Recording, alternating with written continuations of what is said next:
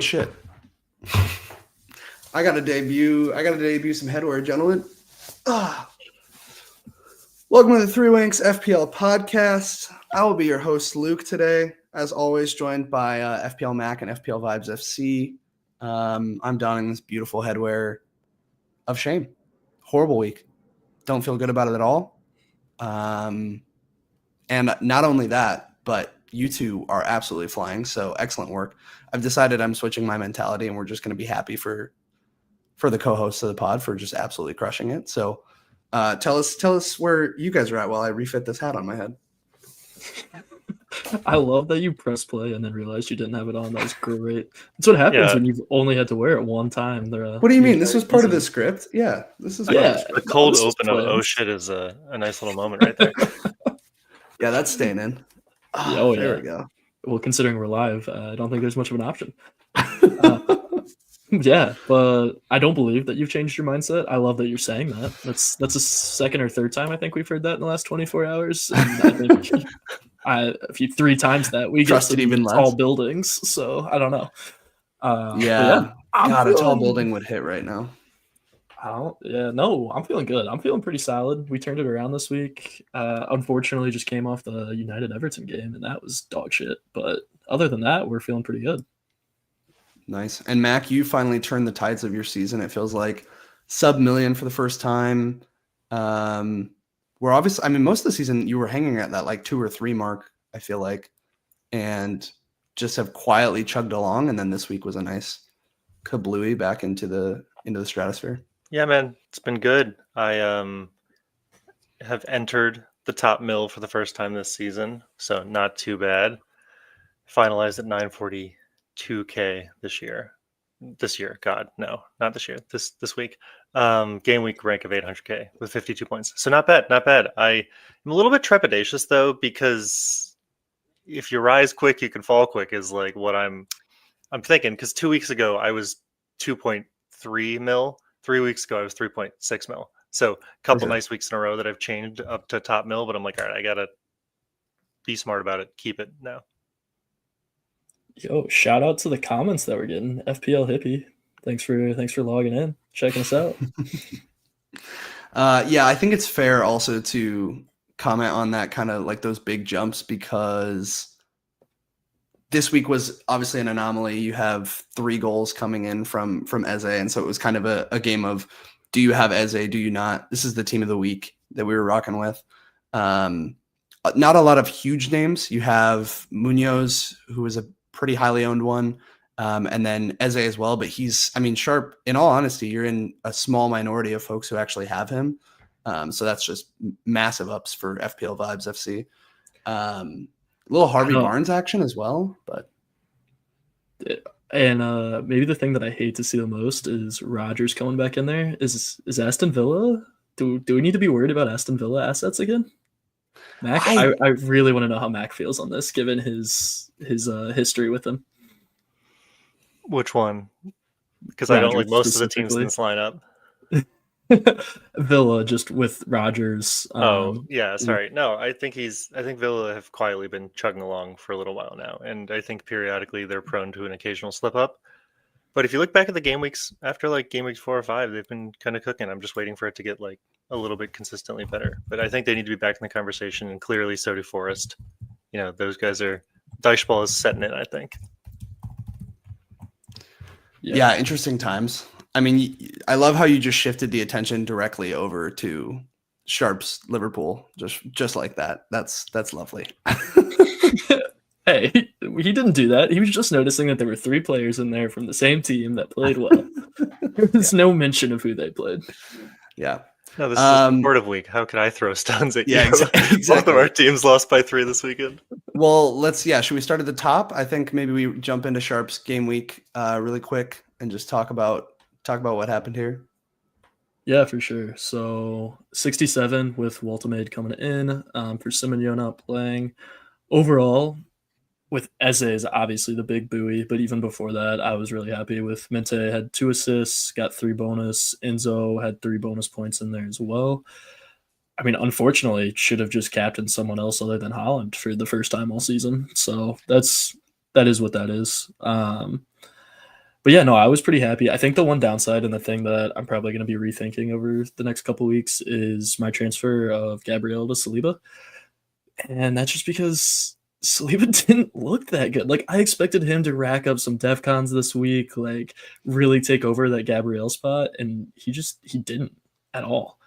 And so losing that third Arsenal spot to him, who is not inspiring confidence right now, I'm worried could come back to kick me, and losing just that plug in, like, I could always have Gabriel in there and always be happy about it. So that's what I'm looking at. Overall, though, I got jumped up to 134K this week. It's the final post subs, so pretty happy with that positioning right now. And I just need to keep building the green arrows. Hell yeah. I think the captaincy one is an interesting one just because all the popular captains seemingly blanked. I don't think you missed out on too many points because Saka blanks. Well, he didn't blank. He was actually the leader in defensive contributions for Arsenal. So it's Bruno all over again. But yeah, that is interesting that their leaders in DEFCONs were Saka, Rice, Zubamendi, Marino, Eze. Like, it was a lot more of the mids. Again, just a weird game state thing, I'm sure, but I don't know if that necessarily indicates that guys like Saliba and Timber won't be DEFCONing in Gabriel's absence. So maybe worth monitoring on that. But I'm willing to argue that that's more a result of the fact that Tottenham had 3 shots the entire game. Yeah, it's like a systematic issue. Couldn't get the ball out. Yeah, they probably never got it past the midfielders. Yeah.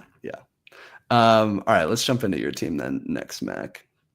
Yeah, good week for me as well. Well, good for the head, bad for the heart, right? Like, obvious FPL success, but Spurs got fucking whooped in a top 10 embarrassing fashion for the club. I mean, pining after Eze for him to go and put up a hat trick against us. That sucks. But FPL, I was thinking of you. I was like, I wonder if he's doing okay today. I actually had to, I said this offline, but I had to go watch Wicked for the second half. Great movie. Wicked second part was awesome. Checked my smartwatch like on the sly during the second half, and it was like 4-1. And I was like, okay, we're done with that. Never mind. And then you realize who scored all the goals. Yeah. Yeah. And then I have not been on Twitter since then. So I'll start tweeting again after game week 13.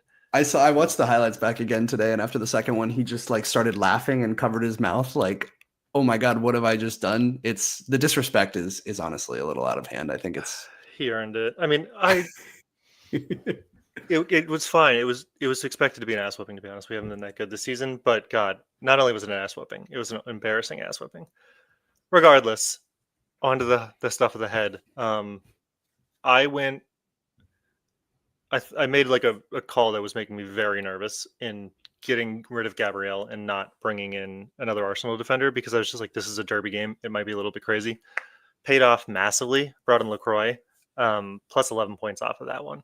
So that was great. Anderson, who I was really thinking about transferring out, unfortunately, just clawed his way out of contention because he's back. And then Senesi, kind of disappointing, but got like a clean sheet. So team was pretty good overall. I think some questions need to be asked of probably the little right triangle I have for the midfields and the forwards, just in Mateta, Mbumo, and Semenyo. Brought in Mbumo this week, and they couldn't beat a 10-man Everton, which was just alarming. And then I just think Mateta looks tired, man. I think Palace are starting to really feel the fixtures, and December's busy, and I don't know. It's nice to see that the defense was so solid still, but the attack hasn't been good. But yeah, good week overall, 53 points. Pretty happy. Yeah. I mean, it's funny because of how much we talk about it and how much these words have come out of my mouth. And then this was the week that I was like, cool, let's triple up on Palace. That sounds like a good idea. But to your point, I do think that we're really starting to see the effects of that. And it makes sense. We're getting into the holiday fixtures, and rotation is yet to come. But yeah, I mean, what's interesting to me about this team this week is, funny enough, it's actually a relatively low scoring week, but it was just, again, a case of like, there are a few players that if you had them did really well, right? So your Enzos, your Mintes, and then this one's interesting, just that you had Anderson and Lacroix, and like both of them did really, really well. Lacroix with an assist, I think Anderson with the same, and some bonus in both of those guys. So yeah, that's nice. Yeah, solid week. So, and Thiago on the bench, but hey, that's fine if he's gonna keep missing pens. Yeah, that one sucked. I mean, presumably he gets that other pen, and then he gets 3 bonus points. So it's like we're losing out on like 9 points here, maybe max upside. Probably bad math. No, that is like probably 9 points, because then he doesn't have the -2 from the missed pen as well. So That one hurts. It would have been great to have him get a double pen and then come in for Semenyo who didn't play, but alas, you can't have everything. Yeah, I'm definitely. curious. I'll get both of your guys' opinions on this since you guys both have them. I feel like I have avoided Senesi's output for a few weeks now, and maybe I'm jumping ahead to what we want to talk about. I want to know how you guys feel as someone who owns him, because now that I feel like he hasn't put out a little while, I still want him because Bournemouth's fixtures over the next 5 are really good. How are you guys feeling about him as someone who's stuck through the bad times? Well, in the episode that you missed where Mac and I went full data nerd, it was eye-opening at how consistent he's been and how much he's accounted for a ton of points just coming from DEFCONs. Like, he is not a sexy pick by any means, but he is somebody who's just going to tick along most weeks. Obviously, they don't keep the clean this weekend. He doesn't get DEFCONs, but he does get an assist, so it balances out to an odd 3 points. But I just think for his value, even at his current, I think he's at like 4.9 or 5. Like, even at that price, I think he's just great value. Because this week, when I was shopping for a Gabriel replacement, obviously I went with Richards at 4.5. There's really not that many options at that price. So if you're going cheaper than Senesi, there aren't that many great options short of any of the 4.0s. Anyway, so I think for his price, he's just Mr. Consistent. The problem is that the last few weeks Bournemouth have looked pretty susceptible defensively. So I think that's the part that's alarming to me, is like looking, yes, they have good fixtures, but they gotta start cleaning a little bit. I think they've just looked a little less threatening. Even in the few games before Semenyo missed, he seemed a little less involved. I don't know. They just haven't looked quite as on top of it. So I wonder if they were overperforming a little bit to start the year. But I still think, even with that being considered, even with potential of not keeping as many cleans, he's just very consistent. And it's hard to find an alternative that's going to be as consistent as he is. But that being said, he's not a shoot for the stars pick. Like, knowing you and knowing what you'd want to be looking for, I don't. He's boring as fuck. So I think with him, like, how happy would you be in an isolated environment if you had a 4.5 guy who was in contention for top 5 defenders at this point of the season, right? And if his output regresses to what we expect of a 4.5 defender, he can still be your 5th man on the bench, right? Like, he was so cheap when most of us bought him that I have no real reason to sell him. I would probably consider selling Anderson over Senesi, or I also have Richards, so 2 other 4.5s. I think he's still the number 1 DEFCONing defender. And the other thing is, obviously, he gets an assist this week. He's not like just a standard center back that doesn't do much. Like, he does get involved in attack. And along the lines of shooting for the stars, I will say, if he keeps it clean, if he gets the DEFCONs and then maybe some bonus, and then if he happens to get involved in the attack, like, he's on for a huge haul. And the problem of not owning him as well is just that he's so highly owned that you're taking that on every week. So yeah, I don't know. I don't think he's like, you have to own him. I just struggle to see, if you were like trying to build out defense and looking for alternatives, somebody who'd be better around that price. There might be something to say, like, in 17 when their fixtures swing, because the fixtures are really solid until 17. They play Burnley in 17, and then in 18 they start to get a little more challenging through about 20. Maybe you could sell high if his value was still high, try to recoup some money and then bring him back in later. But he, right now, barring some catastrophic difference from Bournemouth, is a season-long hold for me with just how he's been performing. I will say, if Semenyo leaves, that could change the dynamic of the team, so we got to be wary of that, but nothing crazy for now. Yeah, that shit's interesting. That is interesting. The window is going to open back up, and he's just like, there's nothing they can do, right? It's a clause that if someone offers him that amount, they can't. I mean, anything, right? You could allegedly threaten him, like Morgan gives White. But no, for the most part, there's nothing you can do. If they trigger the release clause and agree on wages, he's gonna go. And I think there's enough big teams. Yeah, interested. Yeah, so jumping into my team, I made 3 transfers this week. Obviously, they all paid off really well. Brought in Mateta for Voltamade, brought in Richards for Gabriel so that I could afford Raya in for Pope. Really debated on that last one of whether I needed a goalkeeper transfer. The idea was, hey, I have the money to spend and I don't. I think that, just getting a second Arsenal defender. I feel like having one Arsenal defender, not to be like sound weird to you guys or to you, Mac, but I think at this point it's either I feel like you should maybe either go 2 Arsenal defenders or no Arsenal defenders, in the sense of, because a lot of people are with Gabriel going down, are in the camp of having 1 Arsenal defender. It feels like you can either get the upside on betting against them if you don't think they're going to clean sheets, or if you want to do 2 of them to bet on the upside of them keeping the clean sheets. I went the latter route, and that went really well. Raya decided to try his hand at playing midfield and paid dearly for it. So that's always fun. Timber assist, Senesi assist, Richards clean, so that's sick, but doesn't look all that inspiring. Saka is a 10 million center back, and then all the Palace guys didn't do anything. Bumo didn't do anything against 10 men and was injured. And Dai was busy keeping his own player from fighting the other one. Holland doesn't score. Thiago scores a pen, misses a pen. I think it's worth noting with Thiago, like, how many fucking pens can this guy get? Crazy. And it honestly, if anything, is starting to make me be like, maybe we're getting to the point. The thing is, Brentford's fixtures long-term are really good, but maybe we're getting to the point of almost a sell high with Thiago, because so many of his returns in the last few weeks have come from pens that it's like, okay, similar to Bruno earlier in the season, it's like, this can't be sustainable, right? But, also, why are you going to sell a player that's scoring? So I was going to say, I mean, in his next 5, he has Burnley, Leeds, and Wolves. Yeah, like you can't get rid of him yet. And the long-term fixtures are really good as well. Like, Brentford's fixtures for a really long time are really solid. So he's also a 6.5 mil starting forward. So if you just think about needing to dead end a spot, and you don't want to go quite as bad, like quite as low as like Guehi, where you're like, okay, I could play him for 2 points in a random game sometime. Like, it's not a bad guy to have. The output has been unreasonable relative to the price recently. That's why we don't have him. But he's just kind of like a Senesi, where I'm like, I don't feel urgently. If he regresses, it's expected of his price. Yeah. I mean, along those lines, that transitions nicely into our boy Danny Welbeck, who scores again. This guy's a machine.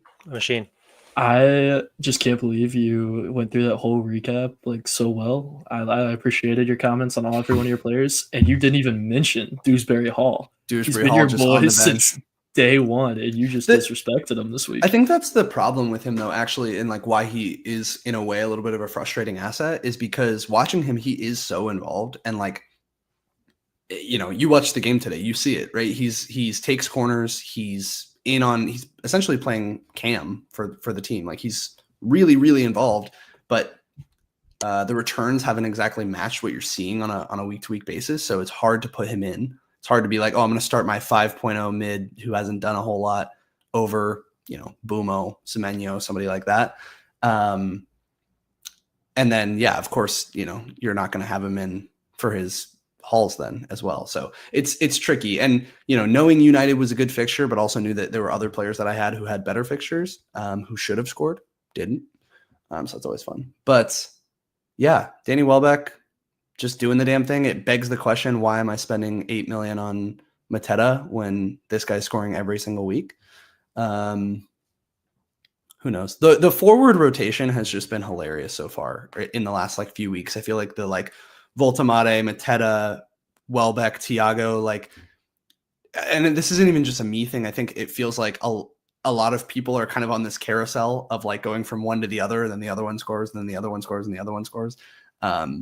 So interesting to try to figure out which one that's going to be going forward. They're just all fighting these little spurts. It's just the margins are lower this year. I've said it a couple times. If a guy's popping off this year, he's actually just getting a goal versus a hat trick in normal years. There's not even 2 premiums to have on a team, so everyone's got just a bajillion mid-priced players. It's a weird year. Yeah, I think that's worth noting with Thiago as well. Something interesting is that when he scores, and when I've benefited from that, he's not generally hauling. He doesn't get a lot of bonus, I don't think. So it's just he scores and it's like a 6-pointer, which is interesting because oftentimes with a striker, when they do score, that's, just a huge amount of points. But I'll look up his BPS while we're chatting here, but it's just not that high. Anyway, So yeah, that's Brighton and Brentford. I mean, this is a very standard game. I literally, when I look at Brentford, and Brighton actually, I think of this is just going to be like a 1-1, 2-1 game. And I don't mean against each other. I just mean in general. Like I always am just like, okay, that's probably going to be like a 1-1, 2-1 game because both of those teams are just, it's the battle of mid, I feel like. Yeah, I think they're top of the mid-table teams, right? Like they're solid teams. They function well. They're both contributing relative to their value, which is nice. Brighton's particularly just fun to own because they're just going to run at you like an Ange ball without some of the deficiencies. So mid teams, mid expectations, nice performance. I like them. Yeah. It is worth noting this is the second time in a little while that Minte has hauled, and both times it's been 2 assists. So staying really involved, but hasn't quite had that I think 11 points is a haul as we can expect it this season, but it is just interesting that it's been more on the assist side of things than, like scoring. But I feel like he has that playmaking ability, obviously, but the way that he can create both on his own foot and drop it off or with passes is quite nice. And I think a few weeks ago when I brought Thiago in, my back and forth was between him or Welbeck because they were 0.3 different at that time. Welbeck was slightly more expensive, and it was like, all right, which one of these guys is going to be the right one to have? I went Thiago simply because I had Minte back there, so I had coverage on both teams, and I think Minte still offers you that if you feel confident in your other forward positions. Yeah. I think a good alternative, or like where a lot of people may be, and it's interesting, I think Brighton kind of mimics it, right? You have Mateta and Sarr, and then you have Minte and Welbeck that are kind of, cheaper versions of those players, it feels like. On the fixture ticker, let's see, over the next 5, Brighton are higher than Palace. Brighton have Forest, Villa, West Ham, Liverpool, and Sunderland. Palace have United, Burnley, Fulham, City, and Leeds. So both have some pretty decent fixtures. Both have one specifically really hard one in 16. I think this Palace one having gone by. Go ahead. That's pretty debatable. I think Brighton's 16 is actually probably pretty nice one. Damn, you really want to? All right, hey, yeah, Liverpool fucking suck. We'll get there. Good point. But yeah, I mean, I think it presents an alternative for anybody who is invested in Palace assets. It's interesting, because they still have good fixtures to come, but this felt like one of those bankers where it was like, they're going to do really well. They kept it clean, but it looks like maybe they shouldn't have. Watching it did feel like a pretty back and forth game in general. And it didn't feel like Palace dominated this, at all, but a couple of really nice plays from some really good players that separated this one. Yeah, I don't know. This might just be kind of what I feel like we've been annoyingly predicting this for so long, but it may just be a good inkling of that to come, or it's just a blip. Yeah. I agree. I think they're starting to get tired. A couple of the players starting to go down injured, right? Sarr's leaving for AFCON soon. Richards potentially went down with a hamstring injury, although I haven't heard more about that. And the fixtures kind of turn. So, 13's United, but then 14's Burnley. Awesome. Fulham and 15. Sarr leaves for 16 when they have City, and then they have Leeds, Spurs, Fulham again, Newcastle, Villa, right. Sunderland, Chelsea. So I think that the stock's cooling on the Palace assets is probably the right feeling to have, and that I think that sooner rather than later, we're probably going to want to hop off the train in some capacity. I think 15 or 16 is a good exit point. Obviously, they have City in 16. And for me personally, my tentative plan was to go from Mateta back to Voltemade in 15 when they play Burnley, and then just have kind of a nice run for a little while. As far as Sarr replacements, it's probably a different bag, but obviously you're going to have to get rid of him before AFCON as well. It is interesting that not all players are going to leave at the same time for that. It's worth noting. Some of them may stick around for a game or two. Some of them may go for some friendlies before the tournament. It'll be kind of unclear. There was even some indication from somebody that was saying that their players might actually leave a little early. So it's just going to be an annoying time, worth looking at all that stuff and monitoring who's going to be in and out. AFCON's weird too, because we build it up so much, and then sometimes like the team goes and has a stinker, and they're gone for a week. And it's Yeah. like, oh, we've been eyeing this up for 16 weeks only for nothing to happen. Right. But we have 5 transfers, so we're at the point where might as well do whatever the fuck you want with your team, because why not? Yeah. And it actually, again, it behooves us to get rid of them now, because rolling into 16 with any transfers is just a waste. But since Sharp so badly wanted to talk about his shitty ass team, we can do that. I don't know. Take us away, Sharpinator. I mean, I don't know. Mac and I were watching this game together, and I feel like he had some pretty solid points as to what he was seeing and what was going on out there for sure. But I mean, this is tough to look at, because holy shit, we just don't want to put the ball in the net, do we? I mean, you put This Liverpool. has been the in your- story, though. Like, there's so many games that I can point to where it's been this of like, you know, they rack up like 2+ XG, but it's just these little like little chances. They're just not getting the home run ball. Which is fair, because I think in the beginning of that game, I mean, you can see it in the first 20 or so minutes there. But I mean, we came out with high energy. We were pushing, we were pressing, we were on their side of the pitch for a lot of it. They packed the box and played that well and kept us out. And I'm convinced if Liverpool and United played, well, United would beat us since they already have. But 0-0 feels like a real option. And I don't know if either team would need to play a goalie. It's tough to watch. It's mostly just frustrating, and it would be nice if we could actually put it together. And our defense is ass anyway. So and that's what I was just gonna say. It does just feel like this is, you know, Dyche clearly had prepared for this game in the right way of saying, okay, we're gonna play counterattacking ball, and truthfully, since game 1 this season, that's what's been Liverpool's Achilles heels. They just can't. They're not good at stopping transitions. So ultimately, you know, it's leading to big chances for teams like this. I mean, when you look at how we play, one, we tried to make Soboslai play like Trent this weekend. So he was playing right back, but he was playing mid basically the entire time, and Gravenberch would fall back. It's the same thing he did last year, which is fine.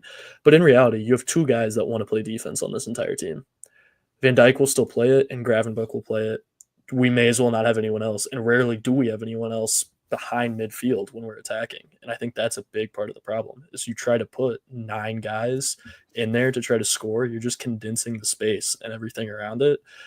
And we got to just give Salah the ball at some point. You got to stop trying to give it to Isak or whoever you want in the center and just let Salah go play ball.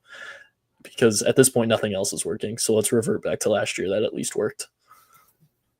Yeah, I'm looking at the subs, some interesting tactical changes from Slot, bringing in the 55th Ekatike for Konate, and just trying to be like, all right, let's go full attack. And obviously that backfired pretty hard, pretty quick.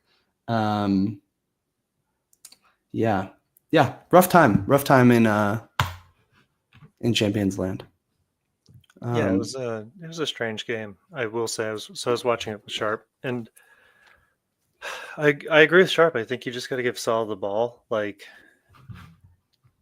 they have this asset who functionally does not play defense in this system and this year where they're just getting run over in the midfield, and so they're just continuously outnumbered when the goalie boots it long, which is on the rise this year, getting beaten in the midfield and then just conceding because Salah hangs high.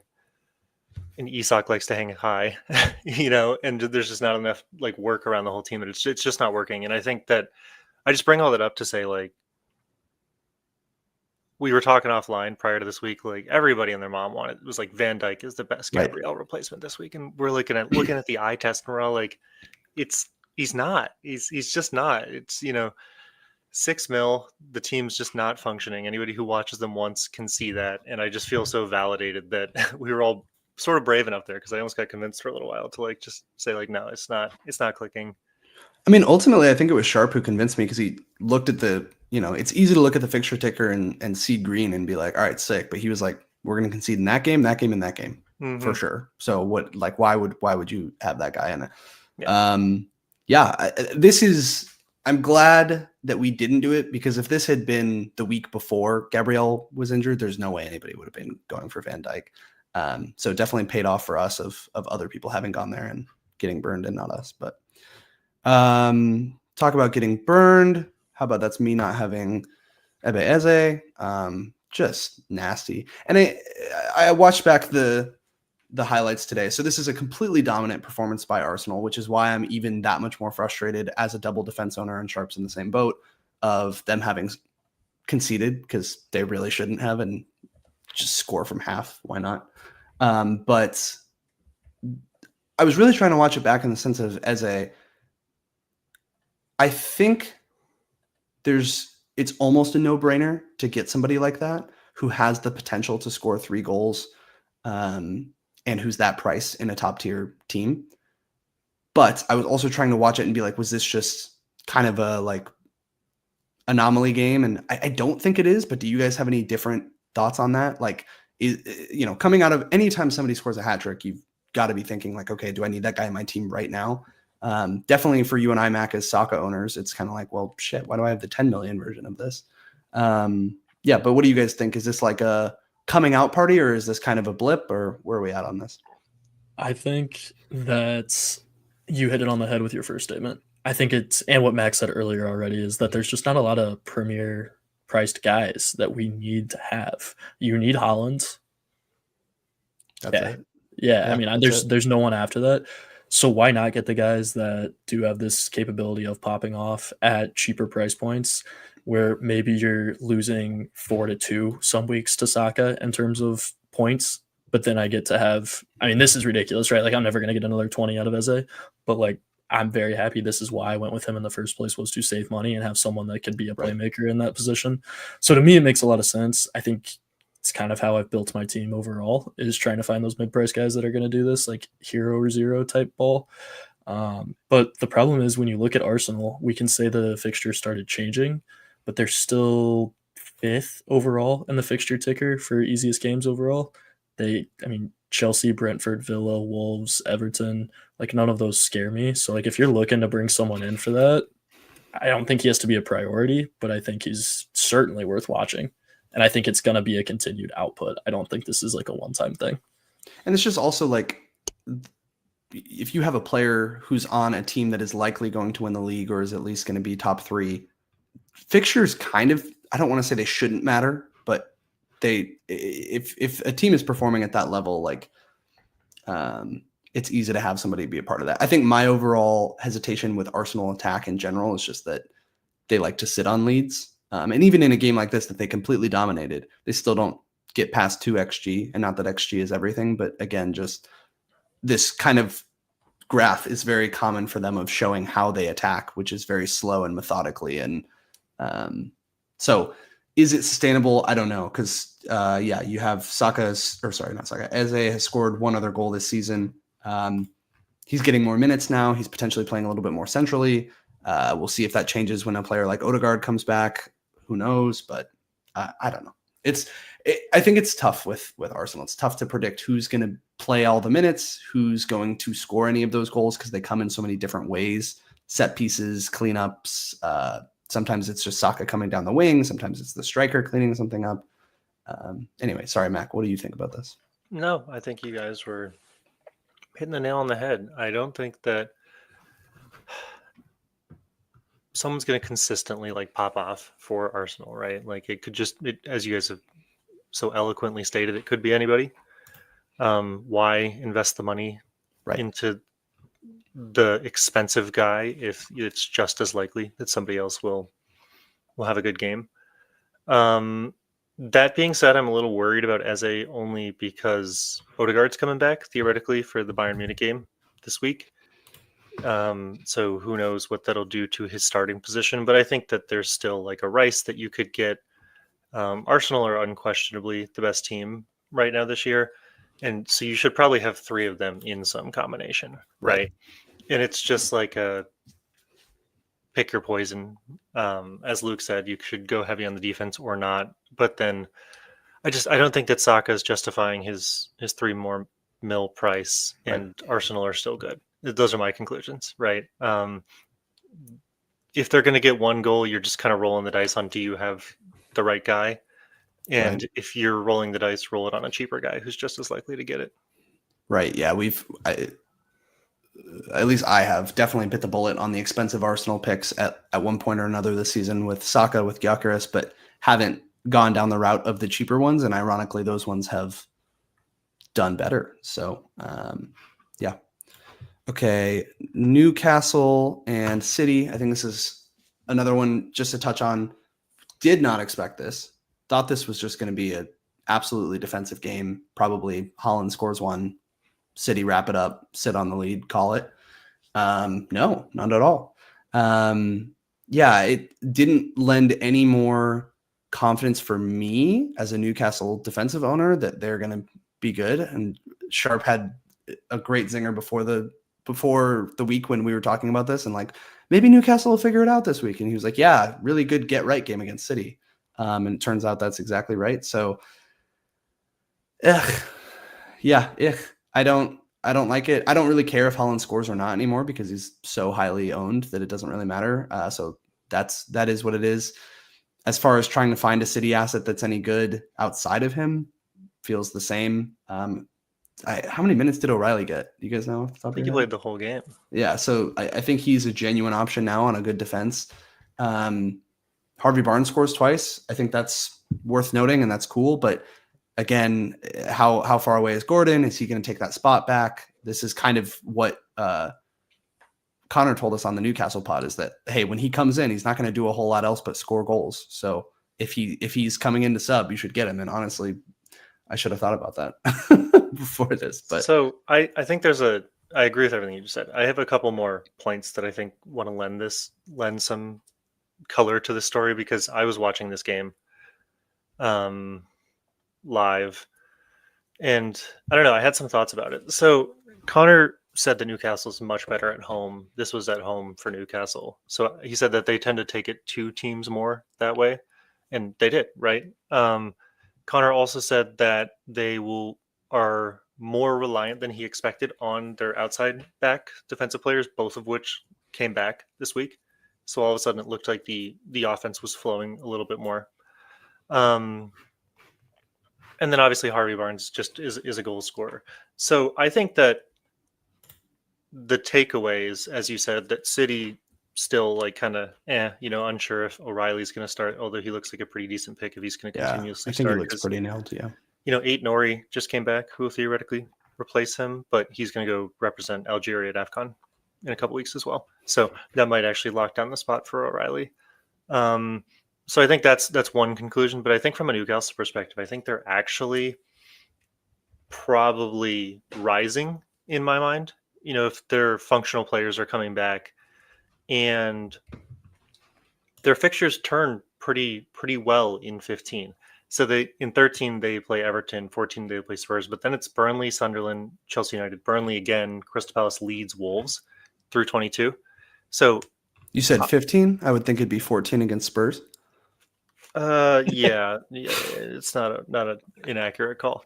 So maybe even sooner than expected. I don't know. I think that it's clicking together for them, and I think getting on them early is sort of the conclusion. If they were able to take it to City, they might finally be able to take it to some of these teams they were supposed to be beating, and I think there's some upside there. So if we're talking about hopping off of like the Palace train, that might be an easy 1-to-1. Yeah, I think it's worth noting though. I feel like you're talking about attacking assets though, because as someone who, and Sharp can relate because we invested around the same time, invested in their defensive assets. Ever since I bought them, I just had the unlucky touch, because it feels like they not only have they conceded, but they've looked like they were going to concede. You know what I mean? It's not like they've looked like a stout defense that just, let a leaky one in. It's for whatever reason, they haven't been as sound as they were early in the year. You'd like to think that's going to turn, but when? So, well, I think that was exactly it, right? The outside backs were out, so you had to play 36-year-old Kieran Trippier at right back and 33-year-old Dan Burn at left back, neither of which who are mobile, so they can't create offensive pressure. They're receiving more defensive pressure. Like I would fully expect that their output would regress in the period that you had them, because you guys both bought them in a period of heavy injuries, but I would also expect that they would rise now. Yeah. I think, Mac, I need you here. I needed to hear everything you just said, because the way that they have played makes me want to punt them to the moon. I've been so tired of Burn and Pope. And the only reason I didn't transfer Pope out this week was because I had so many other possible issues between injuries and everything.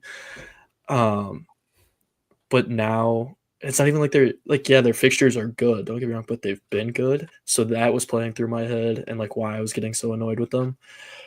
But I do think and I hope that they do actually start getting the outputs that we would expect from them, because it's not like they play anyone that's super attacking over the next insert game week number. I mean, you have Chelsea is probably the best attacking threat that they play within the next 7 or 8. So it gets me excited that hopefully they will do this. The thing that I think has been eating at me is, did I invest in the wrong 3 from them? Because I do have 3, right? I have Burn, I have Pope, and I have Voltamade. And I just don't know. I don't feel like Burn was the right choice at this point. I want to get out of him. I want to get into a mid because they get me excited. I'm just going back and forth, but they're not priorities to get out. Burns been playing left back. He's a center back, so he's not been getting those DEFCONs because their left and right backs rarely get DEFCONs, and he's been playing out of position. So he might rise. I mean, it is worth noting though that Lewis Hall started this one, which in theory should be the positive, but then he went down with an injury. So I don't know if they're necessarily getting the help back. Like, I hear what you're saying of why they're not doing well, and I think that's, you know, I'm not in disagreement. I'm just not sure if it's going to get better. It seems like they've been having a lot of injury problems at the back in general recently.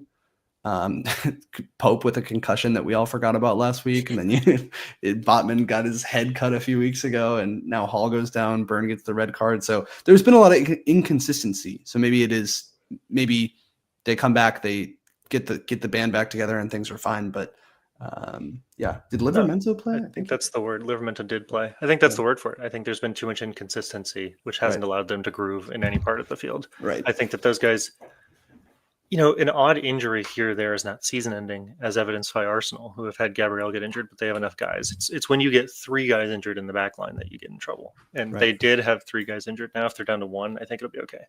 I'm not as heavily invested into you guys, so it's very low consequence for me to be wrong on this. Because if I'm wrong, I just don't bring them in.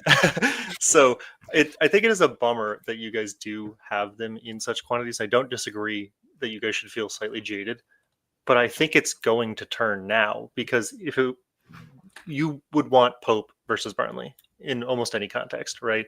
And then Sunderland is losing like 9 players to AFCON in 16. So they could be way down. So at the very least, if you hold them for like a 4-week stretch, get your AFCON transfers, it could be okay. Yeah, I think it's just going to be tough if we go into this Everton fixture and they don't keep it clean to be like, no, but now is when it's going to turn. No, here we go. It's coming around the like the patience is just tough. But I said I was going to get them in 15. Everton and Spurs could be tricky. I don't think Luke even gets to complain anymore. He has a new goalie, so he shouldn't be worried about it. True. I simply want to feel the burn, and I haven't felt it.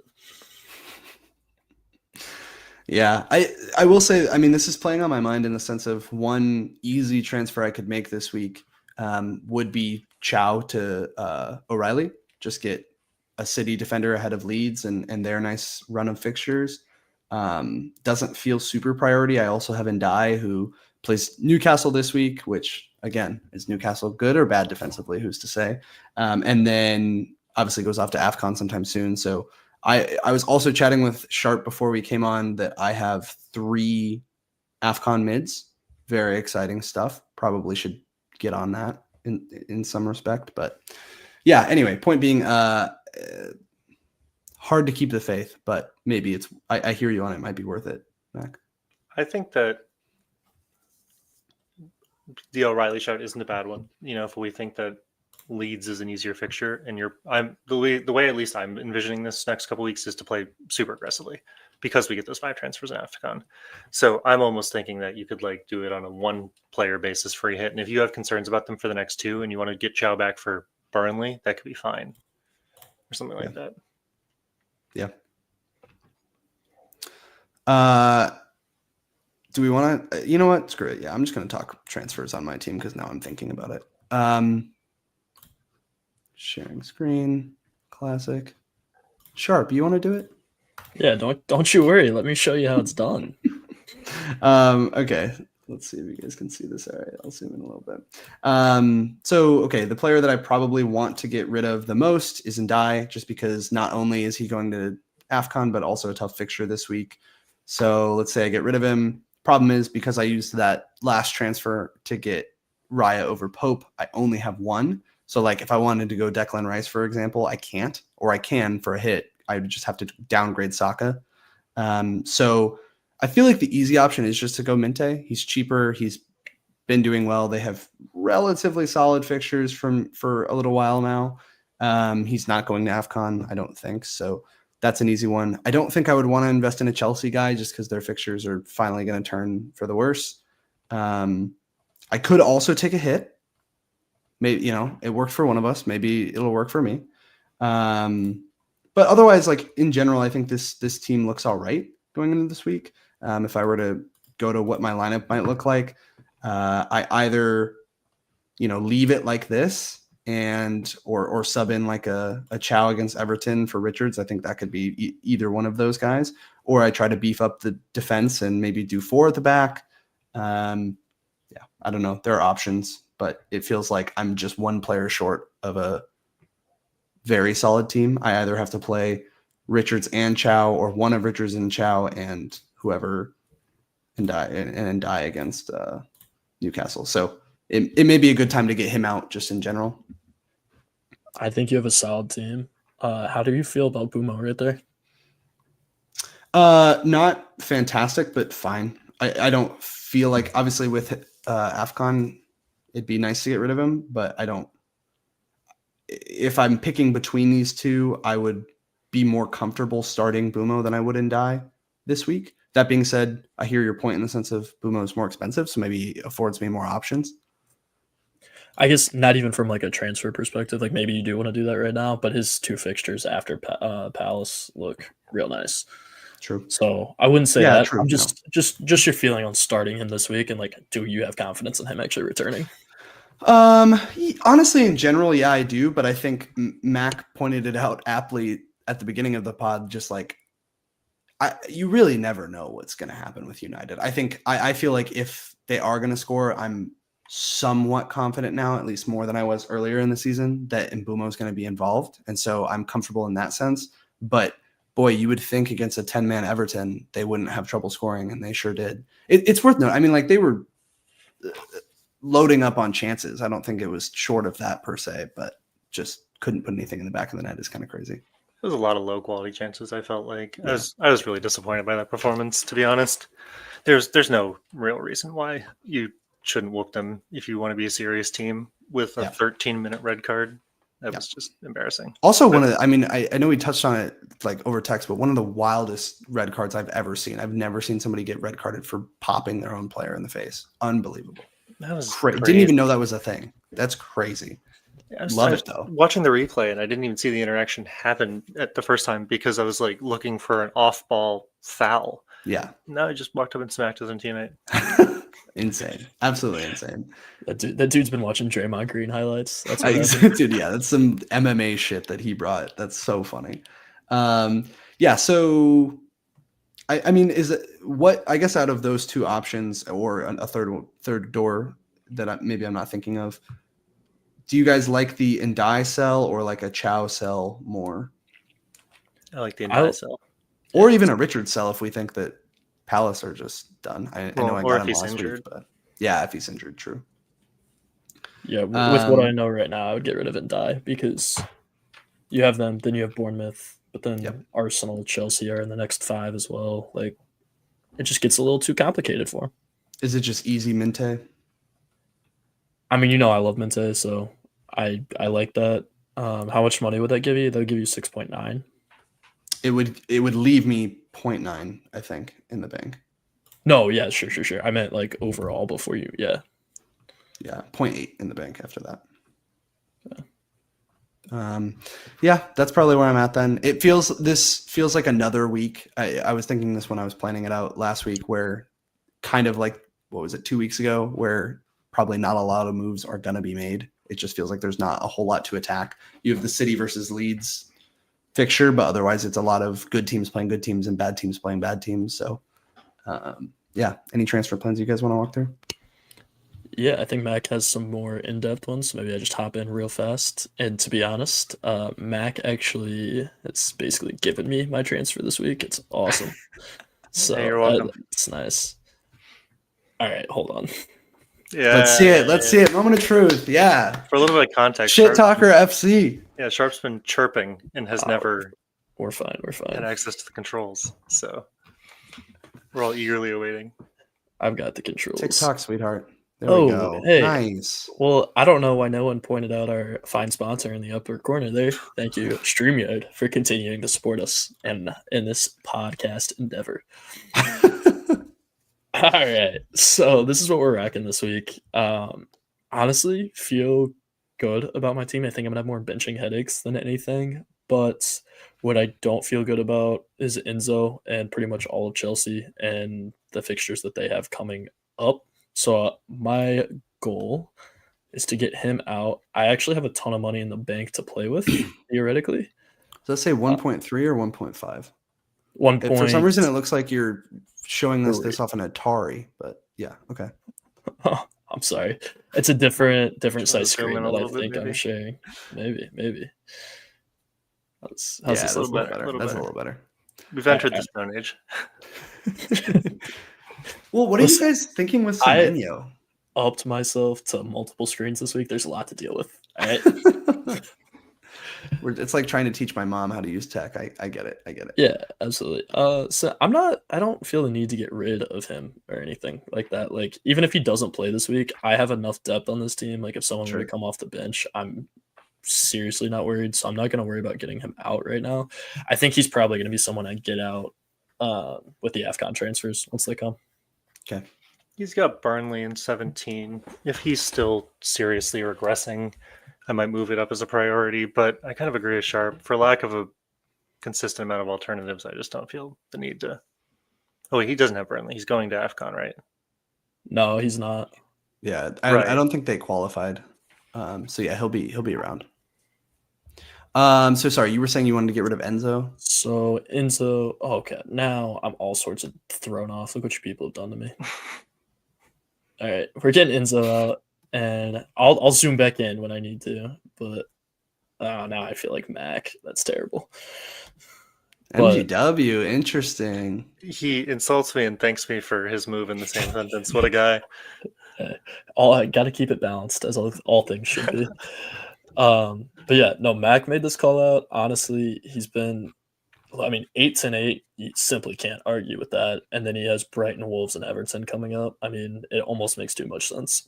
Yeah, we glossed over the Forest stuff when we were discussing the Liverpool game. Just zoom out. I don't know what you're doing here. Well, now you can't see. All right. Yeah, we glossed in the over the Forest stuff when we were discussing the Arsenal game. But I think that if you look back, like it seems like Dyche is setting in fairly well, and I don't know how much of it is just down to like the new manager bounce, which is like a real thing sometimes. Right. But Forest have good players. That's why I had a bunch of them in the beginning of the season, and it feels like they're finally performing to that level at least a little bit. Yeah. Could be worth the punt, and I really don't hate the Morgan Gibbs White one, Sharp, especially with some decent fixtures going in. I guess my only worry, new manager, different situation, but last season when they were at the top of their game, I don't remember Gibbs White being like a baller. Not in terms of actual play, but in terms of FPL totals. So I just wonder how central he will be to the attack.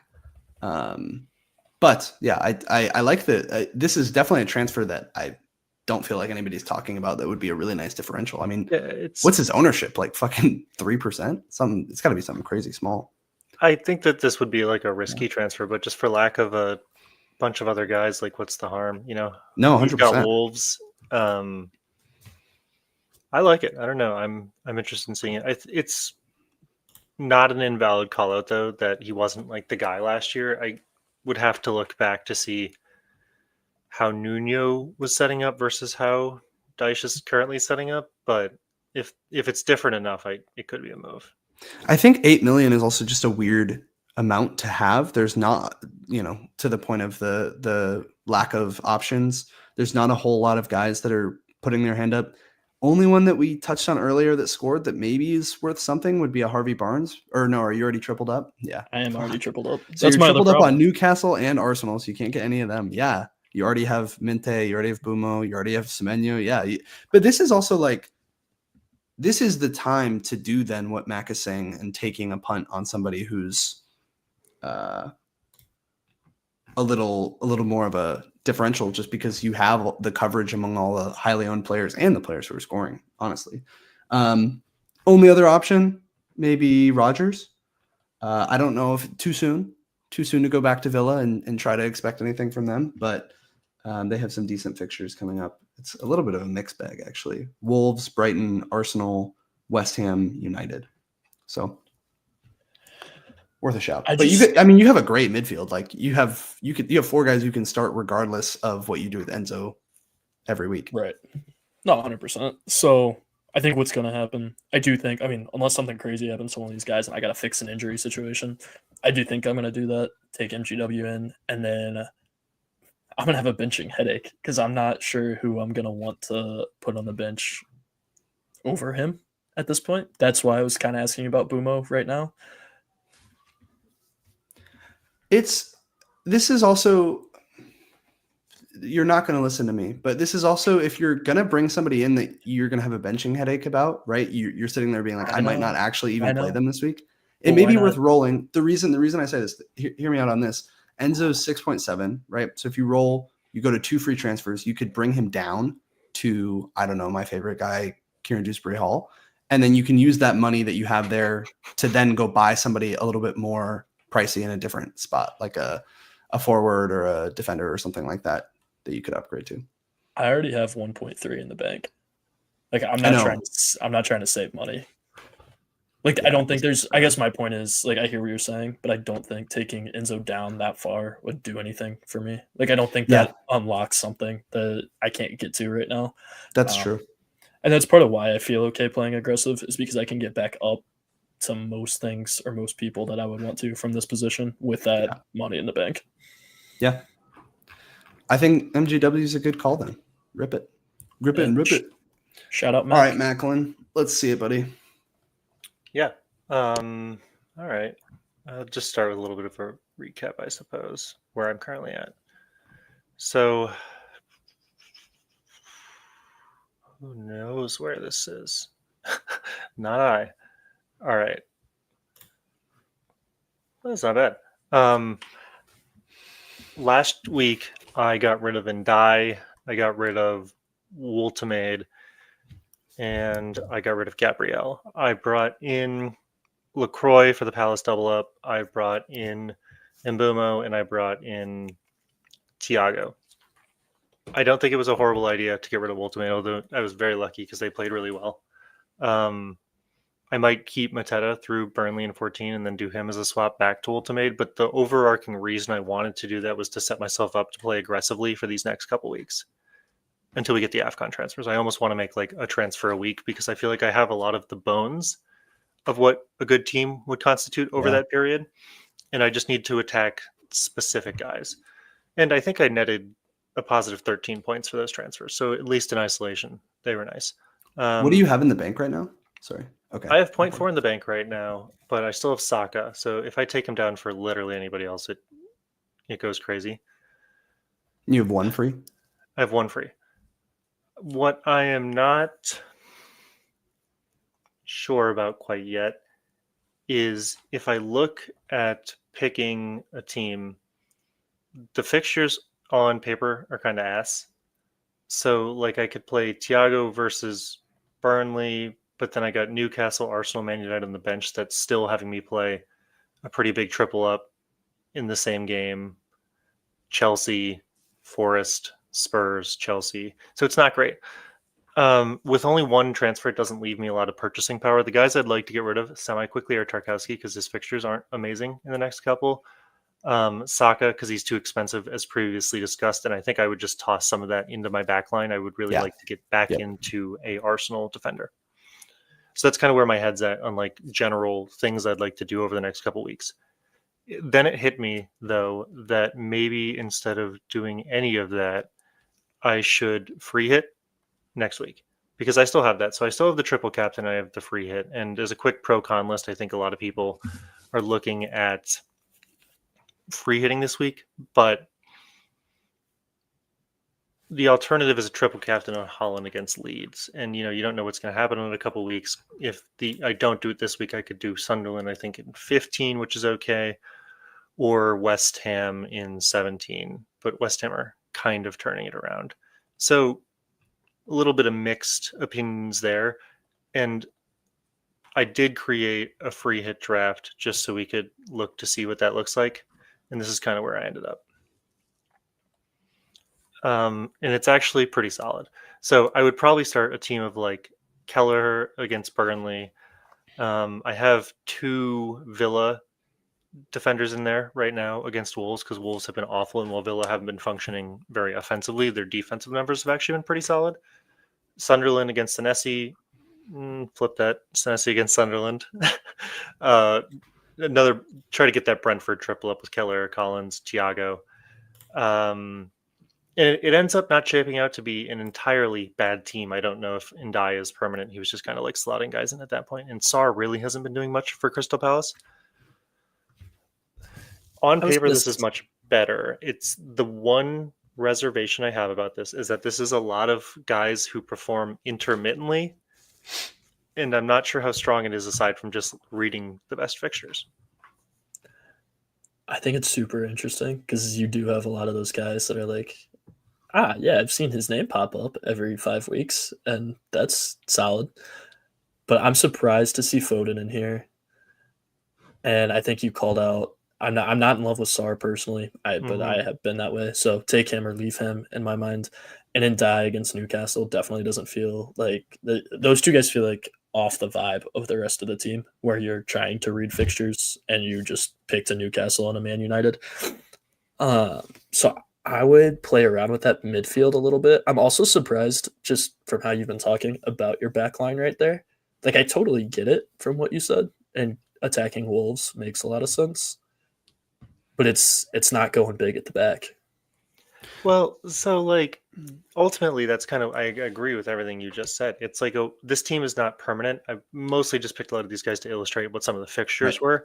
Right. But yeah, it's not like, it's a good on paper free hit, but it's not like the craziest upside week, I think to Sharp's point with calling out the Foden pick, I don't want to give you, like, this is just my opinion, but I would maybe even think about the City triple up, but have it just be Holland, Dubravka, or not Dubravka, what's his name? Donnarumma, and maybe O'Reilly or something, but just like pick 3 players. Because I think what the free hit allows you for with both City and Liverpool, who both have great fixtures this week, is a better understanding of who's going to start for one given week as opposed to like in the long term. So I would also maybe look at, I know they've been bad, but Bournemouth just put 4 XG up against West Ham. Like, I love that you're doing a Holland Salah draft. I think that's great. And I would maybe try to double down on that. And instead of a Foden, do like a Gakpo or something, and then load up on City defense, maybe. Nope, I don't disagree. I think that there's a very likely path of City versus Leeds is probably one of the better games. A City triple up, I think, is going to exist in this team in some form. Just got to nail down who the right guys are. Yeah. I actually don't even know if Salah is necessary in this draft. Like, maybe I could hedge some bets, and if I just keep Salah out of there, I know West Ham have looked a little bit better, but if I get rid of him, maybe I can just cover some of the more popularly owned picks in my own free hit team, and then just capitalize on the upside of having a bunch of differentials I will never want again. So it's something I'm gonna have to tinker around with for most of the season, God no, just most of the evening and upcoming this week, and just see what happens. But I think the other point with the free hit that worries me is I talked about wanting to play aggressively. I would not accrue another transfer this week, so it would almost bring my transfer plans like 2 weeks behind, because if I go back to the team that I had, it was a pretty solid team, but I think the dynamic of those teams, as we've discussed, is going to shift in the next couple weeks. Mm-hmm. And I don't know that if it's necessarily worth it, right? Like, so I could, it didn't add, if I come in, so it's 13, that'll be 15 with 1 transfer because I'll free hit in 14 and not accrue another one. it still leaves me a lot of holes to solve, because then I still have a Saka that I haven't solved. I still have a Tarkowski who at least will be playing Forest back then, by then. But I will have some challenging fixtures from some of my more star guys, and not as like much of the guys who will be in form for those weeks. So I'll be putting myself a week behind by free hitting, and I just have to decide if the free hit in isolation is better than what I'm going to gain by fielding a stronger team for the next 2 weeks. Well, That's the question. I think the other thing to consider is you're running out of time to use it, right? Like 19, you're going to get 5 transfers, and 16, theoretically, you should be pretty okay. Is there another week that you would do it? Yeah, I've heard some rumors of 17 is another good week to do that. It's hard for me to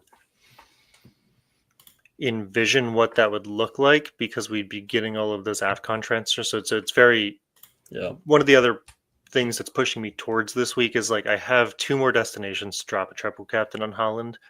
And I'm not sure that I have as crystal clear of a path to another free hit. So it might just make more sense to do this now.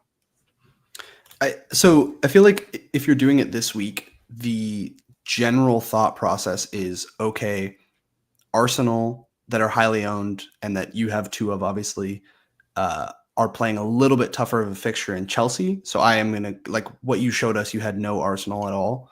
And I think it's tricky because it's hard for me to back against Arsenal, but I will say I think looking at the next few fixtures, Arsenal have Chelsea, Brentford, Villa, Wolves, and Everton.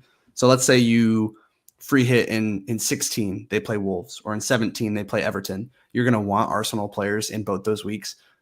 All of that to say, if there was a week to take on Arsenal, I don't know for sure if that's the play, but if there was a week to take on Arsenal, it would be this week.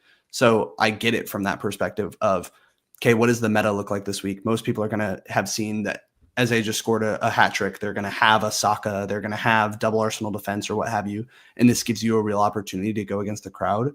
I like that. And that's why I was saying, if anything, I would invest more heavily in City and Liverpool, just because those are teams that people don't have a ton of outside of Holland and whoever else. I like 13. And I think Holland triple cap, Leeds versus West Ham, I think you could pick either one of those and they'd be good. So I don't think saving it is the end of the world. Obviously, the only thing you open yourself up to is if he were to get injured or something. But yeah, if he gets injured, that's gonna be really tough.